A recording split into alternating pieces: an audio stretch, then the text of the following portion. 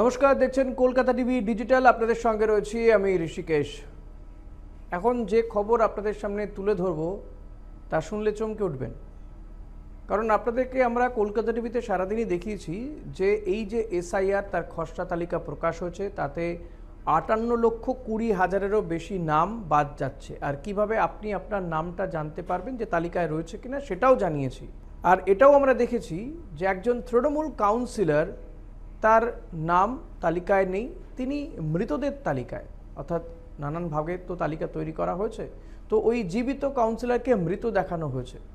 প্রশ্ন উঠেছে, ওই তৃণমূল কাউন্সিলর তিনি সরাসরি চলে গেছেন শ্মশানে, সেখানে গিয়ে প্রতিবাদ করেছেন কি না জ্ঞানেশ কুমার এসে তার সৎকার করুক, তিনি এই দাবি রেখেছিলেন। আপাত দৃষ্টিতে শুনলে মজাই লাগবে, কিন্তু একবার ভাবুন, দীর্ঘ প্রায় 1 মাসেরও বেশি সময় ধরে রাজ্যে এনুমারেশন ফর্ম ফিল আপ হলো, আপনার দ্বারে আমার দ্বারে, রাজ্যের বিভিন্ন প্রান্তের মানুষের দ্বারে দ্বারে পৌঁছে গেলেন বিএলও এনুমারেশন ফর্ম দিতে, আবার কালেক্ট করতে।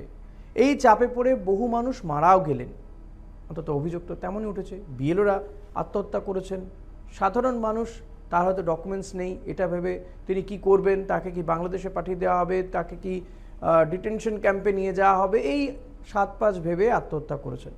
কোটি কোটি টাকা খরচ করা হয়েছে, রাজ্যে অবজারভার, স্পেশাল অবজারভার বিভিন্ন সময় এসেছেন, কিন্তু তারপরে যে এসআইআরের খসড়া তালিকা প্রকাশ হলো তাতে কি দেখা যাচ্ছে, একের পর এক ভুল সামনে উঠে আসছে। তৃণমূল কাউন্সিলরের কথা তো শোনালাম আপনাদেরকে, এবার শুনুন একজন মুসলিম রাজনৈতিক নেতার গল্প। হ্যাঁ, গল্পই মনে হবে শুনলে, কারণ তিনি রাজ্যের অতি পরিচিত নেতা, সিপিআইএমের রাজ্য সম্পাদক মোহাম্মদ সেলিম, তার ছেলে অতীশ আজিজ, তার নামে যে সারনেম, সেই সারনেমও নাকি চেঞ্জ হয়ে গেছে। তিনি মুসলিম ছিলেন, ব্রাহ্মণ করে দেওয়া হয়েছে। সেখানে যে সারনেম দেওয়া হচ্ছে তাতে দেওয়া হচ্ছে অবস্থি, অর্থাৎ অতীশ আজিজ অবস্থি। এমনকি ওই তার যে ভোটার তালিকাতে তার নাম দেখতে গিয়ে তিনি দেখেছেন সেখানে যে ডিটেল রয়েছে, তার রিলেটিভস বা আত্মীয়, তার বাবার নাম তিনি দিয়েছেন, সেখানেও মোহাম্মদ সেলিম হয়ে গেছেন মোহাম্মদ সেলিম অবস্থি।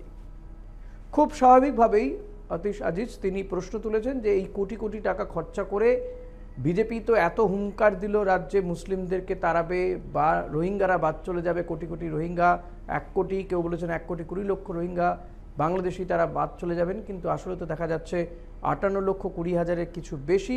এবং যিনি মুসলিম নেতা, একজন পরিচিত মুখ রাজ্যের, তার নামের মানে সারনেম সেটাও নাকি চেঞ্জ হয়ে যাচ্ছে, মুসলিম থেকে তাকে ব্রাহ্মণ করে দেওয়া হচ্ছে। নির্বাচন কমিশনের সাইটে গিয়ে এই তথ্য পাওয়া গিয়েছে। খুব স্বাভাবিকভাবেই কমিশনের নজরে নিয়ে আসা হচ্ছে গোটা বিষয়টি। কমিশন বলছে তারা বিষয়টি পুনর্বিবেচনা করবেন, দেখবেন যে কোথায় কাদের গলদ হয়েছে, কি ভুল হয়েছে। আশা করা যায় যে এই ভুল শুধরে নেওয়া হবে যে ব্যক্তিটির নাম মোহাম্মদ সেলিম এবং তার ছেলে বলেই। কিন্তু আমার আপনার মতন সাধারণ মানুষেরও এরকম প্রচুর ভুল কিন্তু ধরা পড়ছে, সেগুলো কি কমিশন শুধরে নেবে? তার দায় কি কমিশন নেবে? আমার আপনার ট্যাক্সের পয়সায় কোটি কোটি টাকা খরচা করে যে এসআইআর তৈরি করা হয়েছে তাতে আসলে কি হলো? আসলে কি অশ্বডিম্ব প্রসব করলো কমিশন? সে প্রশ্ন কিন্তু উঠছে। এরকমই বিশ্লেষণ শুনতে, খবর জানতে আপনাদের নজর রাখতে হবে কলকাতা টিভি এবং কলকাতা টিভি ডিজিটালে।